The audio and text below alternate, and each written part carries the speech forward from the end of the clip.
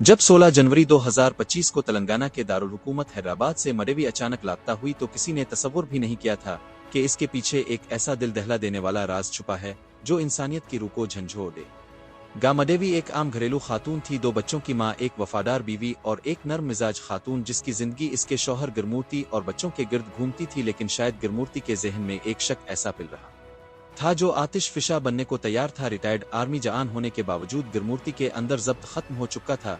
इसे शक था कि मडेवी का किसी रिश्तेदार के साथ ताल्लुक है। इस शक ने इसके अंदर एक दरिंदा जगा दिया। मकर संक्रांति की छुट्टियों में जब बच्चे रिश्तेदारों के यहाँ थे तब इसने वो भयानक कदम उठाया जो तारीख में जुर्म की सबसे खौफनाक मिसालों में शुमार होगा। इसने मडेवी से झगड़ा किया, गला दबाया और जब जिंदगी का चिराग गिल हो गया तो वही बैठा रहा। मगर कहानी यहाँ खत्म नहीं हुई। लाश को छुपाने के लिए इसने ऐसा कदम उठाया जो तसव्वुर से बाहर है। इसने अपनी बीवी के जिस्म के टुकड़े किए, उन्हें दबाव कुकर में पकाया ताकि सड़क की बो ना फैले और फिर एक एक बैग में डालकर करीबी झील में फेंक दिया। 3 दिन तक वो अपने घर में इसी लाश के साथ रहा, साफ सफाई करता रहा, खून के धब्बे मिटाता रहा, हत्ता के कोई सुराग ना बच्चे। पुलिस जब घर पहुंची तो ना कोई शोर, ना चीख, ना कोई सबूत। सब कुछ इतना साफ सुथरा था जैसे कभी कुछ हुआ ही ना हो। लेकिन जब पूछगुछ हुई तो गिरमूर्ति टूट गया।